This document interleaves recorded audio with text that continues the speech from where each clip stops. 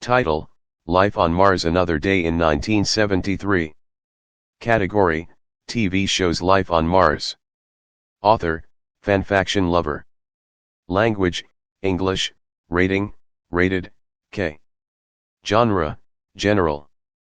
Published: February 12, 17, updated: February 12, 17.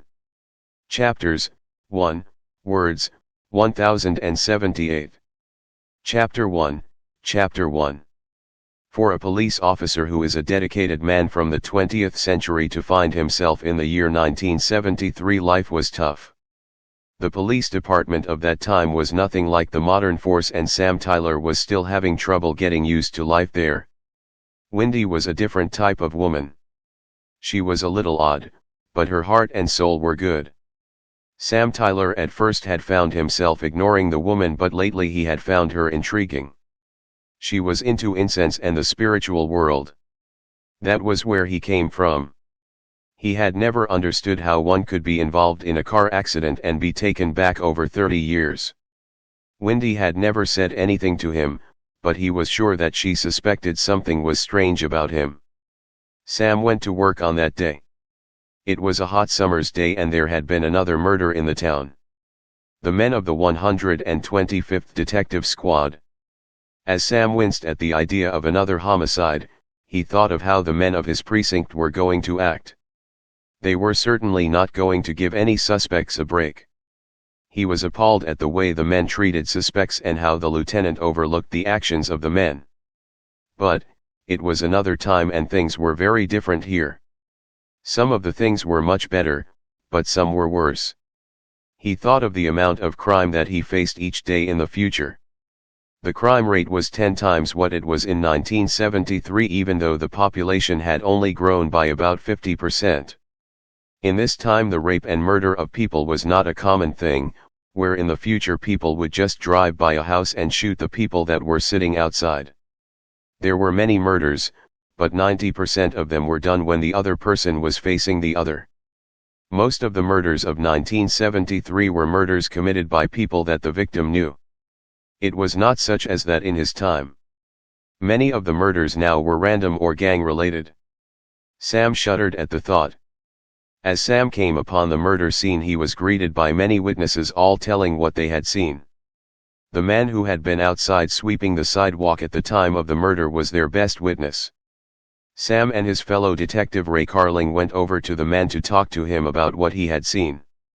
The victim was just 22 years old. He was dressed well and had been killed by a knife right there on the streets in broad daylight. This was not a common occurrence here in 1973. There had been several people in the area and the argument between him and another man had been loud. It had drawn the attention of the people who were around. Sam and Ray started to ask the man who had been sweeping the sidewalk some questions. Ray was like a bull in a china shop. He was quick to judge and thought nothing of harassing a witness as well as suspects. He drilled the man for about 10 minutes, getting a good description of the young man who had been involved in the argument. Meanwhile, Sam had gone over to the body. There he found some hairs in the hands of the victim. It looked as though he had pulled the man's hair as he had fallen or during the fight. He batted the hair for evidence and looked around some more. The knife that had been used was an everyday knife. The knife could have been found on any man that walked the streets, he was sure. Ray looked over at the strange man who was checking for hairs and things once more. He knew that Sam was good at his job, but what would he want with hairs taken from the victim's hand? Oh well, he thought.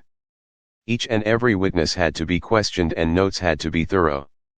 This was before all the police stations had computers, and Sam was going to have to once more ask the guys at the lab to check something out that they weren't really interested in checking. But he knew that this was evidence that could make the difference between the murderer being found guilty or innocent. The day was a long one for the man who was in a time period that he didn't belong in, and it was time for him to go home. As he walked up to his apartment, he saw Wendy once again. He invited her over to his apartment to watch some television with him. Television, it was hard not telling people how the show would end, since he had seen most of the shows on reruns many times. but he and Wendy took their seats in front of the old television, with the rabbit ears, and Sam felt somehow more comfortable.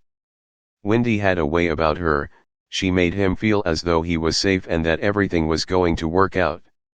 Although Wendy was not any older than he was at this time, he felt as though she was a mother figure to him. It was strange how he felt. Wendy watched Sam with her bright large eyes. There was something different about this man. She could not put her finger on it totally, but she knew that she was supposed to be a part of his life and that she was there to assist him somehow. With that thought, she had said good night and gone back to her own apartment. Sam watched as Wendy had left his house and sat back to stare once again at the newspaper. He did not know how he had ended up in this strange year and place, but he knew that somehow he was going to find a way to get back to his own time.